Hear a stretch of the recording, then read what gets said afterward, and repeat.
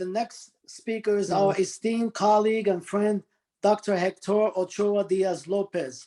He comes to us from the Health Department, El Colegio de la Frontera Sur, San Cristobal de las Casas, Chiapas, Mexico. And his title is Eco-epidemiological Research to control American Trypanosomiasis through the One Health approach in Southern Mexico. Thank you, Jose. It's all yours. Héctor. Thank you very much, Mustafa. Very good pronunciation in Spanish. I hope to do the same in English. Okay, well, good evening to those being at this side of the world, and good morning to everybody to the other sides of the Atlantic and Pacific Oceans. First of all, I would like to thank you, Dr. Mustafa Debon, and also Professor Olivier Sparagano, and all the organizers of this global, very interesting webinar for their kind invitation. It is a privilege and a pleasure to speak among so many distinguished scientists and experts on the subject of this webinar. Our institution, ECOSUR, is a public and multidisciplinary research center under the Council of Science and Technology, CONACYT, located in 4 states of the southern border of Mexico, which aim is sustainable development of this region.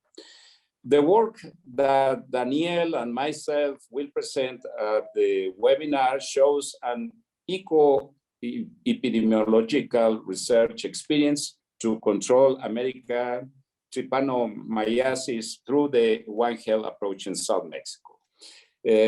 Can I have the next one, please? The next, okay, thank you very much. Well, this slide shows the outline of our presentation.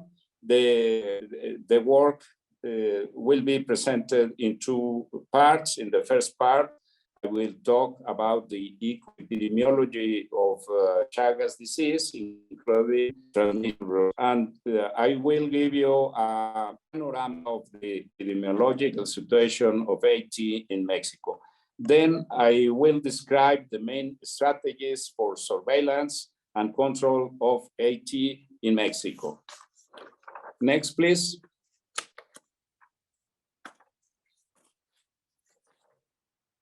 Okay, that's it. Epidemiology of AT in Latin America. Chagas disease is spread along 21 countries from the south of the United States to Argentina and Chile. The burden of the disease shows that the number of at-risk people is around 100 million people, and the number of infected people is about 7 million people.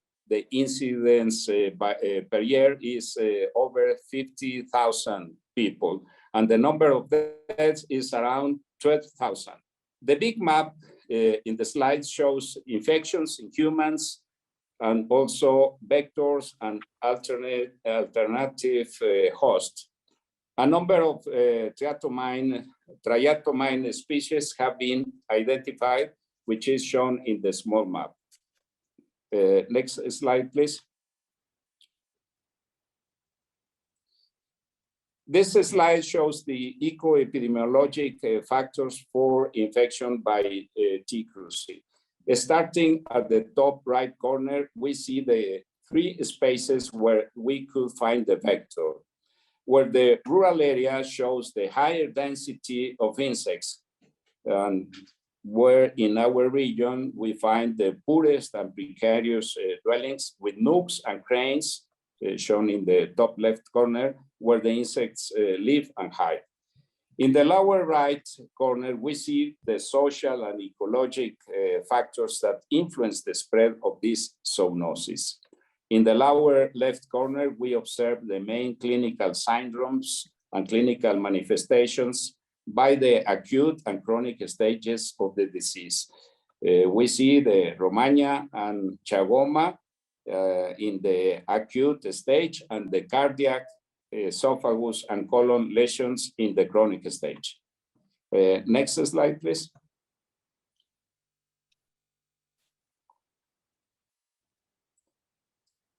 Okay, the figure shows the routes of T. cruzi transmission. Arrows in green show the biological transmission route, and the black arrows show the mechanical transmission route, and the dashed line shows potential transmission routes.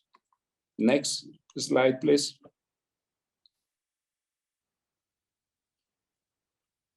Okay, this figure shows the transmission cycles of T. cruzi. Among the complex interactions, we have the wild cycle, the peri-domestic cycle, and the domestic cycle. We see a great diversity of hosts, human and animals, domestic and wild, and vectors are involved. Next slide, please. Okay. Okay, in the line graph in the left side of the slide, we see the number of cases of AT during a 20-year period. As we can see, there has been a steady and consistent increase along the years of detected cases along this period. The two maps of Mexico shown in the right side present the number of new cases of AT per 10,000 inhabitants by state according to acute and the chronic stage. Next slide, please. Okay, the bar graph in the left side of the slide shows the number of deaths by AT by year in a 10-year period. No pattern is observed, but there is an important under registry of cases. The table on the right side shows the zero prevalence of T. cruzi in Mexico's blood banks. We observe marked differences among the 32 states, and the national average is not 0.37 per 100 samples studied in these blood banks, which is a very high zero prevalence, considering that in the US is 1 per 13,000 samples. Next slide, please. The figure shows the timeline of the surveillance and AT control activities carried out in the last 20 years by the public health institutions in Mexico.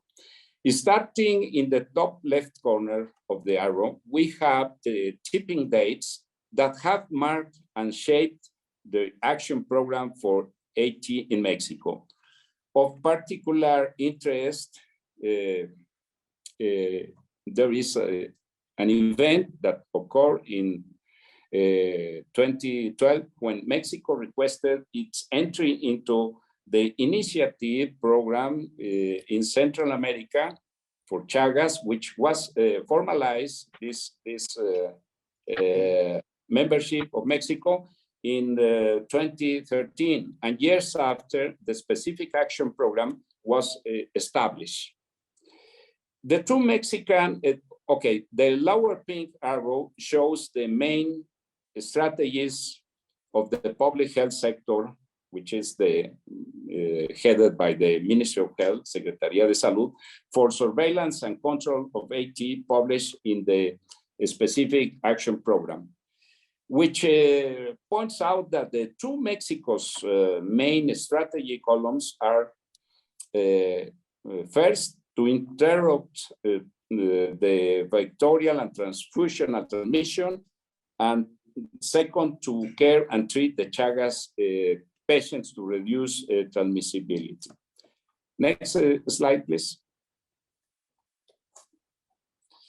Okay, now I should introduce the second part of the presentation, which shows an experience of One Health research approach, which is being done in the south of Mexico by the research team of ECOSUR and other institutions. And will present this experience on AT using a holistic One Health approach. Daniel? Thank you very much. Thank you for slide. First, I would like to thank the organizing committee for providing us this space to present our findings. And I would also like to thank Dr. Héctor Ochoa for allowing me to join him on this presentation.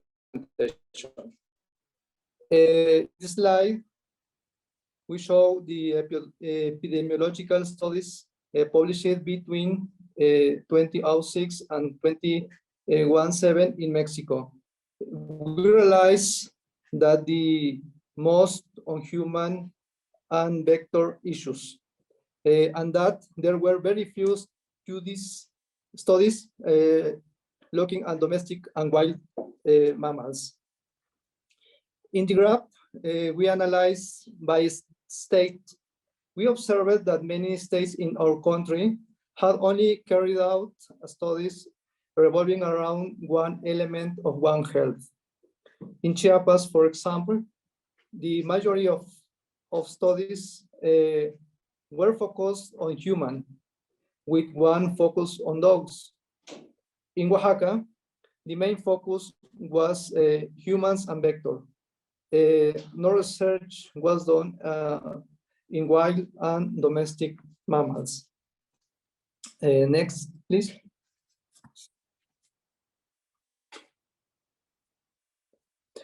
Thank you. This review led to us creating a project focused on surveillance of American Trypanosomiasis through the lens of One Health approach in Chiapas and Oaxaca. Dr. Héctor Ochoa is the leader of this project, which also involves collaboration with other institutions. The principal objectives of this study are to ascertain the ecological determinants that promote the occurrence of American Trypanosomiasis in the regions, to analyze the biotic and abiotic factors present in these study areas. Next, please. This slide shows materials and methods. We are studying two regions of Chiapas and one region of Oaxaca. The data collection, we obtain socio-demographic information in humans to evaluate risk factors of the transmission of Trypanosoma cruzi. Also, we obtain biological samples of humans, domestic animals, wild animals, and triatomins. To detect T. cruzi in the lab, we conduct a series of tests, including ELISA and IFI. Molecular tests conducted in nested PCR, real-time PCR, and sequencing. Next, please. The areas of this study, we have worked in urban communities and rural communities. The map shows the localities of Chiapas, the municipalities of Copainala and Tecpatán. And in Oaxaca, we're working in Istmo de Tehuantepec, in the municipalities of Santo Domingo and Magdalena Tequisistlan. In the next slide, please.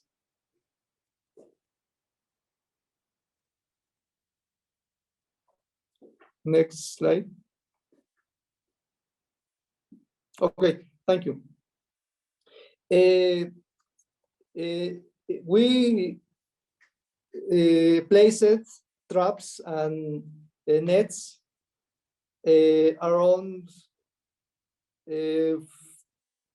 500 meters around communities to capture small and medium-sized wild mammals. Next, please. This slide shows main preliminary results. We have already been processing some of the samples, and we have the main preliminary results. The seroprevalence in human was 5.7% with higher rates in males.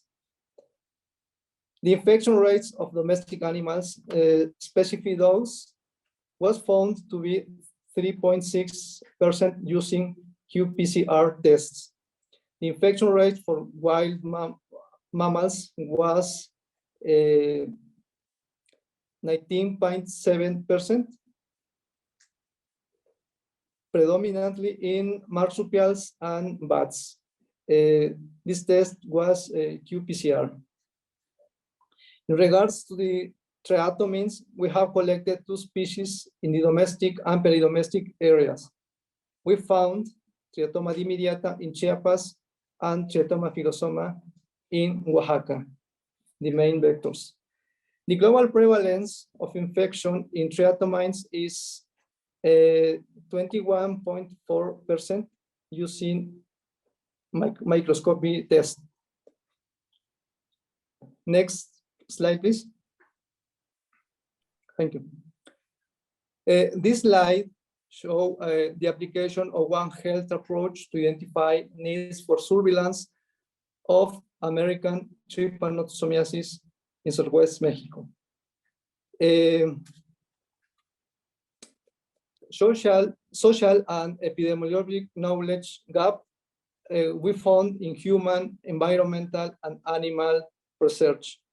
This approach focus on obtain biological sample and biotic and abiotic factors. These samples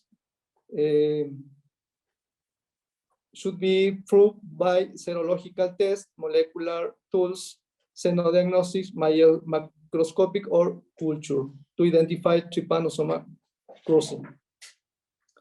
This approach is a coordinate between 3 levels: national, state, regional, and local, for attend this problem in Southeast.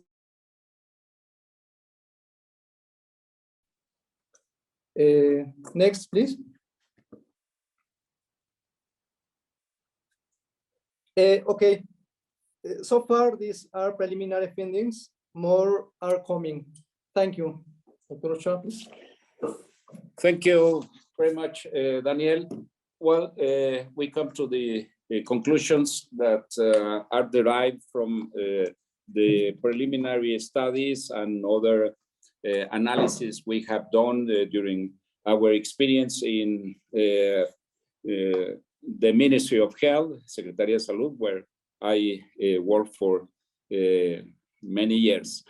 Well, American trypanosomiasis is an important public health problem that requires a holistic One Health approach. Also, there is a need to incorporate effective detection and diagnostic methods at the point of care, and perhaps to introduce new nanotechnology methods to advance an efficient and reliable and valid diagnosis. This could include serologic and molecular screening. Also, there is a need to implement a multi-sectoral intervention at all levels, as Daniel said, for the surveillance and control of AT, including housing improvement and education at risk population. And I should be very emphatic and stress the need to involve to the community in all programs. So this is a gap we have seen in Mexico's control program. Next, please.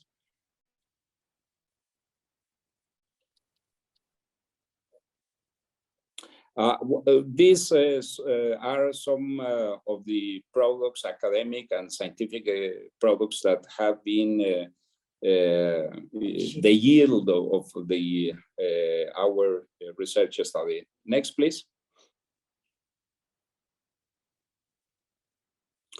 And finally, we have the faces of our research Chagas team, including staff and students at different levels, undergraduate and postgraduate of ECOSUR, and also some colleagues from other academic institutions, university, national and state universities in Chiapas and other states like Colima. Also the local and the state authorities, community authorities, general population, who has been quite kind in providing their time, the animal department, the zoo in Tuxtla Gutierrez, and the Ministry of Health staff. And particularly, we thank the advice and support of Dr. Mustafa Debon and Dr. Adalberto Perez de Leon. Thank you very much. And now we'll have a few questions, if you don't mind. I'll open up with the first one. And the first one will be, how can people keep kissing bugs out of their homes? Well, what are some of the things they can do? That's a very interesting question, because actually people do not recognize say the risk they are facing with this kind of insects. We have done some surveys, perception surveys, CAP surveys, and people in most of the rural communities do not recognize this vector, the risk of this vector represents for their health.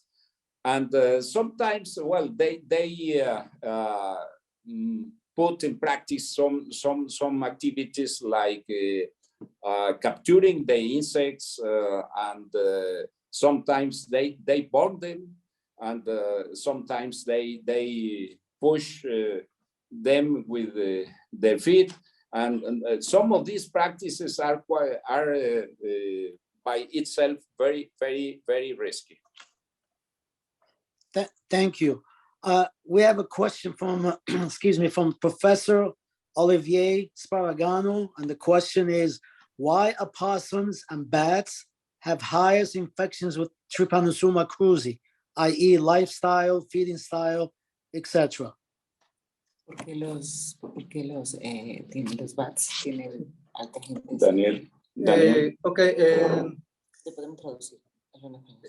The opossum and bats are the main reservoirs of these parasites. In other countries, there are evidence that these mammals are important in the wild site of Trypanosoma cruzi transmission. And why are they most infected? Highest infections, yeah. Yes. Yes. ¿Por qué? ¿Por qué están infectados? Why? Okay. Okay. Sí, bueno, los murciélagos y los marsupiales son mamíferos importantes para mantener la cadena de transmisión de Trypanosoma cruzi. Por eso son muy importantes en estudiarlos en los entornos silvestres y peridomésticos. Yes, marsupials and bats are very important in the transmission chain, because well, they are the food for the insects, for the triatomines, and that's why their role is quite important in this transmission cycle. And they are mostly infected in the wild scenario. Thank you. I have another question, and that is, how common is Chagas disease in dogs? ¿Cómo están el Chagas disease en perros? ¿Por qué? Bueno, los perros son los animales domésticos que conviven mayormente en la vivienda humana, en la vivienda, cerca de la vivienda. Entonces, ellos son como los que van y vienen de entornos silvestres a entornos humanos. Entonces, es el, digamos, el medio para traer o acarrear dogs, particularly domestic dogs, and sometimes street dogs, are cohabiting with the humans in human settlement, and they are as a kind of bridges between the reservoir, wild reservoirs and other wild hosts and humans, and so they are moving all around, so they are so easy to get infected and bitten by these chinches or ciconas, as we call it, the triatomines. Thank you. I have Lydia has a question to ask, please. Can you ask that question? Thank you very much, Dr. Ochoa and Danielle, for the very enlightening report about American trypanosomiasis. My question is, have you looked into the possibility of spread of American trypanosomiasis or species of Thank you. Well, that's a very interesting and difficult questions to answer, because, well, but we could think that considering the large movement of travelers, also the international commerce, it would be easier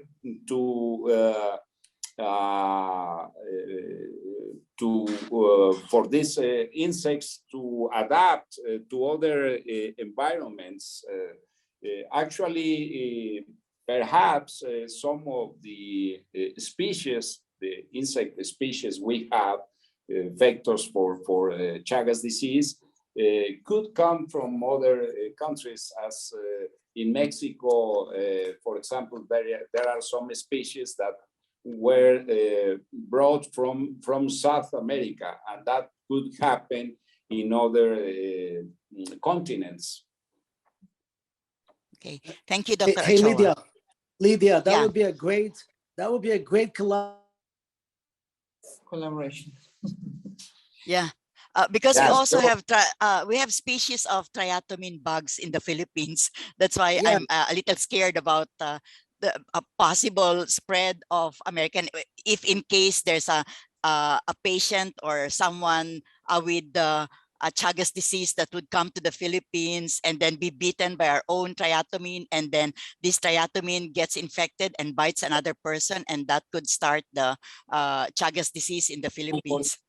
Well, that's the beauty of this webinar. You could probably connect and make a collaboration study out of this. The two of you. Okay, we have another. Thank you. We have another question from Mr. Sabir, who has his raised hands, please. Yeah, thank you so much, Dr. Ochoa and Dr. for this wonderful talk. I was just wondering that if we, like you have already conducted a very interesting study in the human, along with the involving the tritomes as well. So yeah, what we can say about the vector transmission, if we like, is it the same vector that was contributing the transmission in the humans, in the and the tritones, or is there any species vector difference for the transmission of these Chagas disease? Que si hay diferentes vectores de transmisión entre los humanos y los bichos. Sí. Well, as far as we know, those are the same vectors, the same triatomine species. As we showed in the first slides, there are many species, but the species, triatomine species that are effective are a small number of these species. Even some species have disappeared, as is the case of the Rhodius prolixus. But there is a risk to if we disturb the natural habitat and we invade because of changes, agricultural and social changes, and human settlements going to the natural habitats, that some other species that were not effective in the past, as is Eratirus cuspidatus, that could be effective for both for animal hosts and humans. We recently, in this research project, we found that one sample of Eratirus cuspidatus was infected. This is the first report that this species has been infected by Trypanosoma cruzi. So it is easy that this new species not seen in the urban areas that could be effective. Thank you, Dr. Héctor Ochoa. I have one more question for you, unless someone else has a question from the audience. The one question I have is briefly, how do you test and treat for Chagas disease? Don't know if Daniel... ¿Cómo la tratan y cómo la testan para Chagas disease? Ah, ok. Bueno, hay un programa estatal que a los casos confirmados se les otorga antiparasitario Nifurtimox y Benznidazol. Y Benznidazol. Ahorita se maneja Nifurtimox y las pruebas las hacen básicamente serológicas para determinar la infección. Okay. For acute cases diagnosed by the healthcare services of Chagas disease, for confirmed cases, 2 drugs approved by our regulatory department for drugs are used. Those are Nifurtimox and Benznidazol. One Benznidazol is in the market, but not Nifurtimox. Thank you. And the test, the diagnostic are serological, and in reduced instances, molecular methods are used most for identifying the DTU, the genotype of the insect. And Thank you. Sorry, for the parasite. Yes, for the parasite. Yes. We have one more question from Dr. Adalberto Perez de Leon. Go ahead, Pedro, ask the question, please. Thank you, Mustafa. Can you hear me? Can you hear me, guys? Yes, Hello. we can hear you, Beto. Yes, good job with the presentation, Dr. Ochoa and Vasquez. I appreciate it.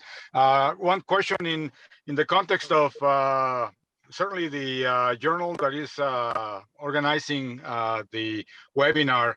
Based on your conclusions, what would you suggest are the next steps in terms of implementation research to address the problem with Chagas disease in southern Mexico? Taking the One Health approach, please. Thank you. Well, myself, I would be very interested in conducting some social and cultural studies, surveys, qualitative and quantitative, to learn more about the communities think. What are their perceptions, their knowledge, and also this could be